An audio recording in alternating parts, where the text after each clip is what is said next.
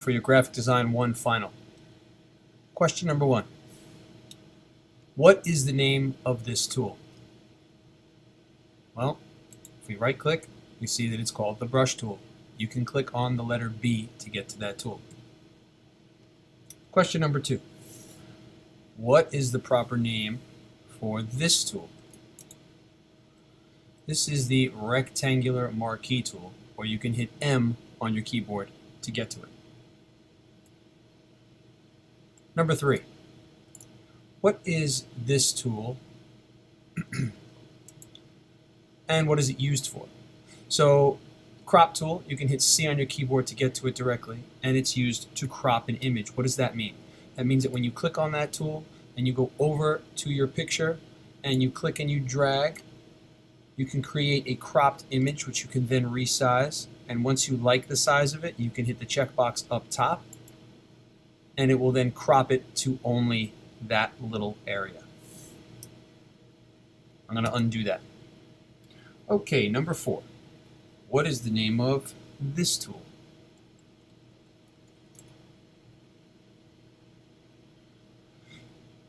Custom shape tool. Looks like a little blob. You can see you can hit U on your keyboard to get to it. And that allows you to create shapes, whatever kind of shape you have from up top. Okay, undo that. Next one. What is this tool used for?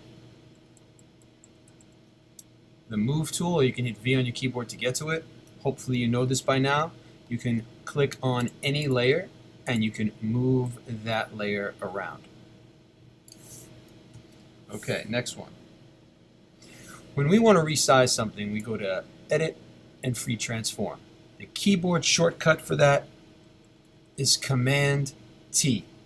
Command T. So if you're asked what's the keyboard shortcut for free transform on a layer or selection, you say Command T. Okay. Next one. When you use this tool to crop, what does it mean that you're really doing? It means that you're cutting off parts that you don't want anymore, right? So that's really what you're doing. You're cutting off excess parts that you do not want anymore. All right, now, next question. We're going to grab the Layers panel for a moment. We're going to zoom into the bottom of the Layers panel, and we're going to look at these at the bottom. This button here creates a layer mask. You can see it says Add Vector Mask. This button looks like a page with the corner flipped up. Will create a new layer. And if you drag a layer onto this, it will make a copy. How else can you make a copy of a layer? You can go to the layer, you can right click and you can duplicate, or you can drag it down to the new layer button, or you can hit Command J on your keyboard, or you can even take the move tool, go up to that piece like this. For example, this is this layer right here. And I can just hold Option and that will allow me to make a copy of the same thing over again.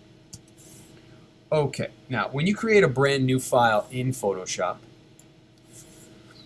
you are going to see a little category. I'm just going to pull it up real quick so you can see it here. I'm going to zoom in. Hopefully you'll be able to see it nicely. You'll see something that says resolution. And really it's pixels per inch, right? You'll also see something called DPI. So instead of pixels per inch, it'll be dots per inch. So DPI stands for dots per inch. If you're creating something that's only going to be on the internet, let's say on a website, when you make a new document in Photoshop, you can see here, if I go to the web settings up top, most of these web settings are set at different pixel dimensions, but the PPI, the pixels per inch, are set at 72. So if you're going to be putting something on a website, you only need it to be 72. If you're going to be printing it, obviously it's going to be a bit larger. Next tool I want you to look at. What's this?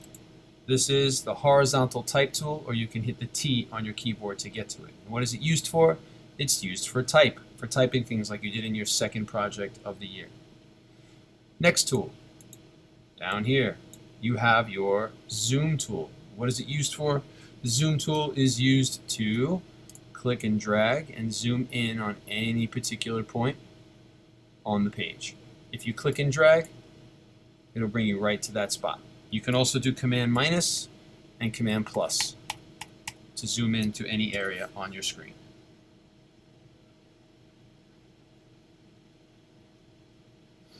These tools, this one, and this one, and anything inside of them are considered selection tools. So if I showed you this tool, this would be considered a selection tool. Even though it's called the lasso or the polygonal or the magnetic, they are all selection tools allowing you to select pixels.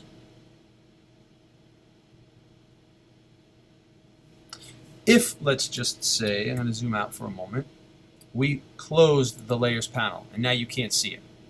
If you want to get it back up,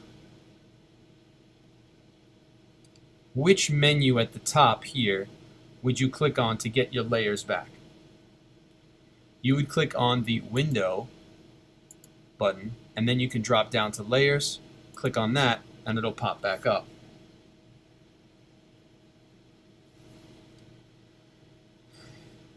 This poster that we're looking at here, things are arranged in a particular way. You have Steph Curry in front, you have other pieces behind him, things are kind of centered on the page, the text is at the bottom, there's black around the edges. That's all considered the composition, the way things are arranged in a piece of artwork. If I have some tool like, let's say, the brush tool, and I want to make that brush, let's say I'll go to a brand new layer here. I'm going to make a brand new layer just to show you. And I'm on that layer. I can go up to the top and change the size of the brush, as you know, but if you want to do it on the keyboard, you hit the right bracket key. That will allow it to make it bigger. By tapping it, if you make the left bracket key, it's going to make it smaller.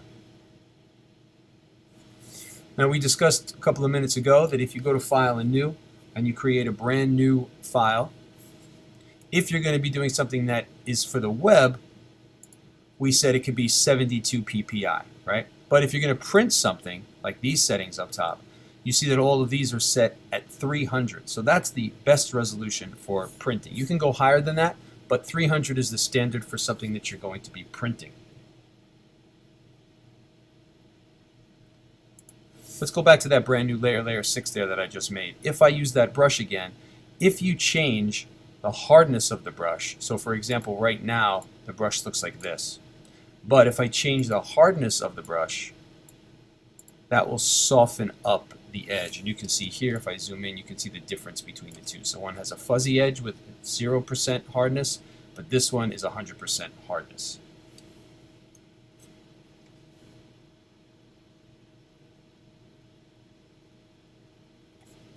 If you're on any layer, like layer 6 here, and you draw something, you know that you can change the transparency of this by changing the opacity slider that is right here. So if I change the opacity, you can now see through that particular piece. Now, you will remember, hopefully, that we had used a tool called the vector mask button here at the bottom. And if I add it to layer 6, as an example here, if I add it to layer 6, it puts a little link, and then it puts the white box. This is the mask. The little white box is actually the mask. Now, what that means is, here's your yellow shape that we drew with the paintbrush. It's just yellow pixels on layer 6. But when we add the mask, what that allows us to do, it allows us to hide or show the pixels without deleting them and ruining them. So basically, we take a brush, we choose black as our color, right here. We stay on the mask, and as soon as we start to brush, and I'm going to make the brush hard, like that, you start to brush, and you see it looks like it's deleting it. But really what we did is we added, you can see here when I zoom in, you can see it a little better. We added a little bit of black right there, and by adding black, we hid that portion of the yellow. If I wanted it back, I can switch to white as my color, stay on the mask, and I can bring it right back. So you're never permanently deleting anything. You're just hiding it or showing it by using the layer mask. I hope you know at this point that graphic design is not just posters, but it can include website design, packaging design, print design, all sorts of things, mobile design, all that kind of stuff. I'm going to get rid of that layer, by the way. All right, only two more things to talk about, and that's when we use type. So, for example, these like basketball, Madness, the Spurs, Lakers, April 9th, all that stuff, that's considered typography. The use of text or type within your design, the word is typography. Number 25. Photoshop allows you obviously to create multiple layers within a document like the ones you see here. And at any point, I can take one and arrange them wherever I want. I can click and drag and drop one above or below or wherever I want. And you see that it changes the stacking order and the way that it looks to you. When you make your file for the first time, and you can change it also as you go, you will see that there's an option on the side here for color mode. RGB refers to red, green, and blue color modes, which are the colors that the computer uses to make up all the colors. It blends those three colors to get all the other colors that you see. CMYK is one commonly used in printers, and the C stands for cyan, the M for magenta, the Y for yellow, and the K for black. Cyan, magenta, yellow, black.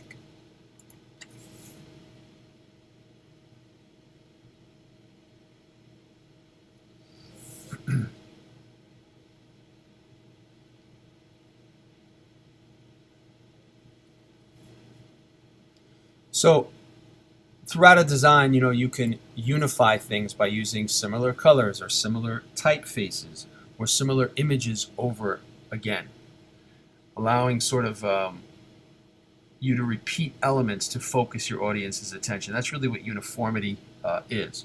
Hierarchy, on the other hand, is the different levels of importance. You're trying to show people that there's a difference in the importance between basketball Madness and the date versus free parking and what time and the phone number. That's of less importance, so it's at the bottom and it's smaller. So there's a hierarchy, meaning the difference in levels of importance. Legibility is literally just making things legible, the ability to read these things, especially from a far distance. So make sure that all of your words in a design are easy to read and understandable. Your slogan, we talked about when we did our cereal boxes. So that is just your, I'll open one real quick.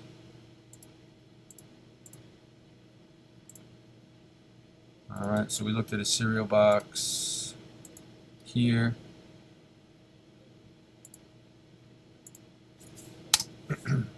So you can see the slogan, start your day feeling like a ninja, believe it. That's your little catchy phrase or statement often used to sell a service or a product. Bandwagon is not something else that we talked about when we did our cereal box, meaning that you're joining a popular movement. Something is popular, you get on board and you kind of join. That's considered bandwagon. A testimonial is a review by someone who's used the product. And a last but not least, we have proximity, which is the closeness of two different items, right? The closeness or state of being near something. So if I tell you that the proximity of these characters is too close to the letters, we know that that means that the space between. So it's really the closeness or state of being near something is proximity to something. Juxtaposition is when you compare two different things side by side, similar to if we did like the poster I have in my room, which is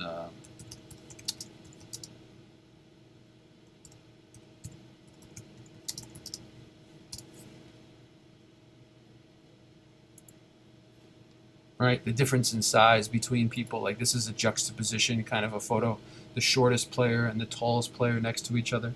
It's when you put two different things side by side that normally don't go together, or they're a little odd to be placed next to each other in order to make a point.